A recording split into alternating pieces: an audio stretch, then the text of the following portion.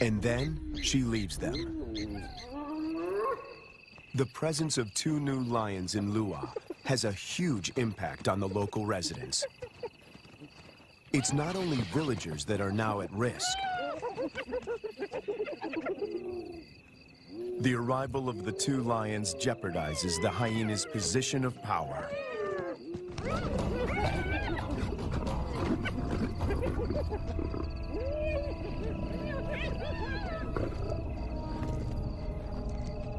Together, they make a fearsome team.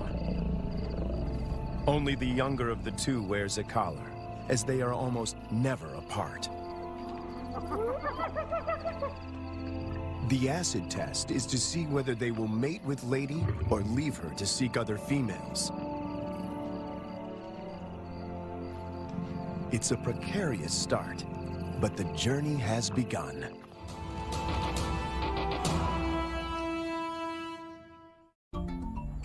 Almost 3 years go by without incident. It's November, the beginning of the rainy season. Thousands of wildebeest pour into Lady's territory. The males are hardly recognizable. They are now almost 6 years old, and their bodies are beefed up, their manes more pronounced.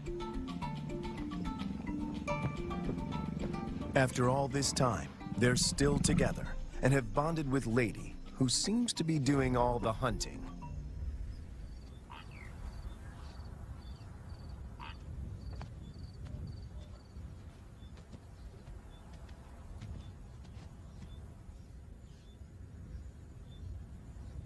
She targets wildebeest, almost twice her size.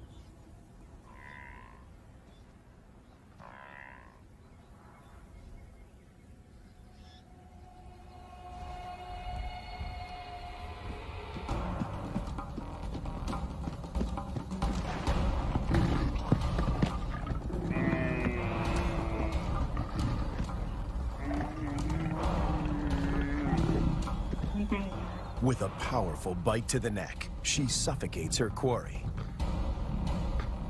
It's all over in minutes.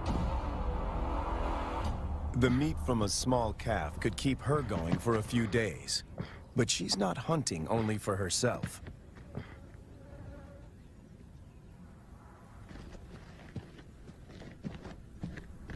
As the most experienced hunter in this trio, she is happy to share her kill.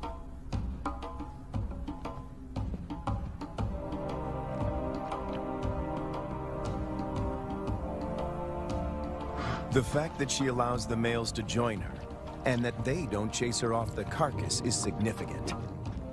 Eating together is the first building block of a pride.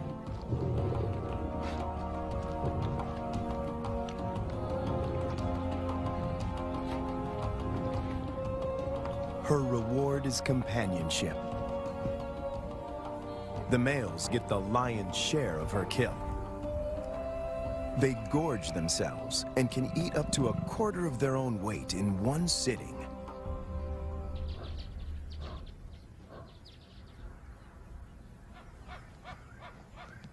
For the first time, Herbert sees the 2 males compete. It is the younger of the 2 brothers that emerges as the dominant male.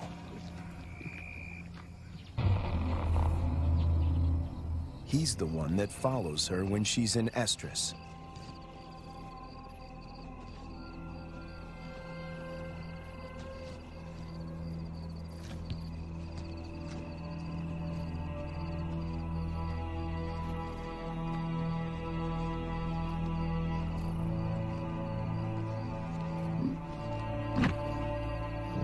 He grimaces, curling back his lips to expose an organ in the back of his mouth that picks up faint chemical pheromones. He can smell that she's in heat.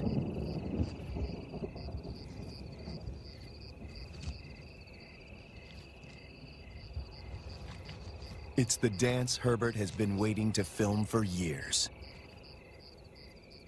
The brother watches from the sidelines. Lady stays receptive for several days and copulates frequently. Both males stick to her like glue. They won't fight over her. As members of the same coalition, they come to a gentleman's agreement. If the dominant brother tires, the other might get a chance to mate as well. Now she rolls, not to greet Herbert, but in submission.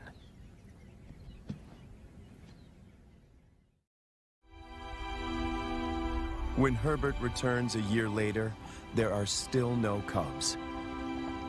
It's a huge disappointment. Lady is now almost 13 years old, and Herbert and the team must consider the possibility that she is infertile.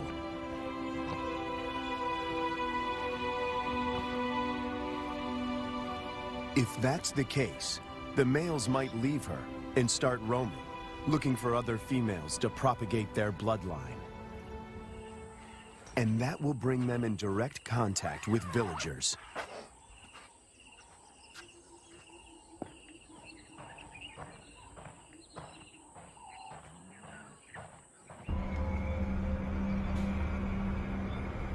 The team decides to import 2 young females.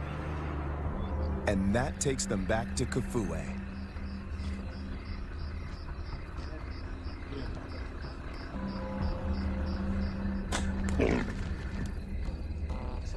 Again, the team faces a dilemma. If the females are too old, they might injure Lady or drive her out of her territory. Too young, and the males might kill them.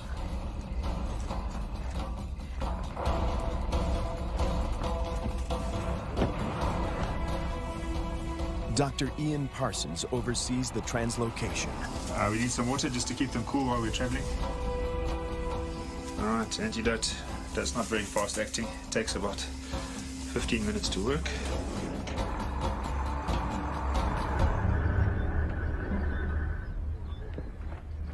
Tranquilized and blindfolded, the 2 females begin their journey to Lua. Their arrival is coated in irony. The tribe settled here more than 100 years ago on the orders of the first king to protect the wildlife.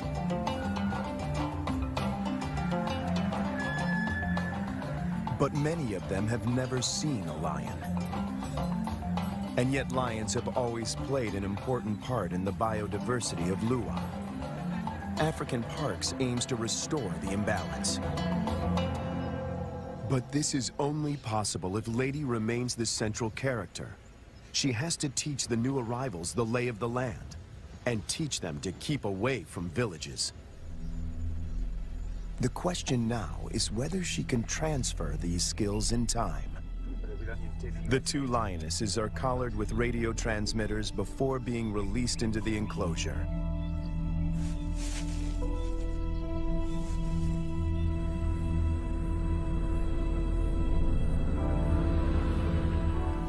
Lady's world is about to be turned upside down, once again. To Herbert, she seems sad and confused. She turns her back on the boma and heads north.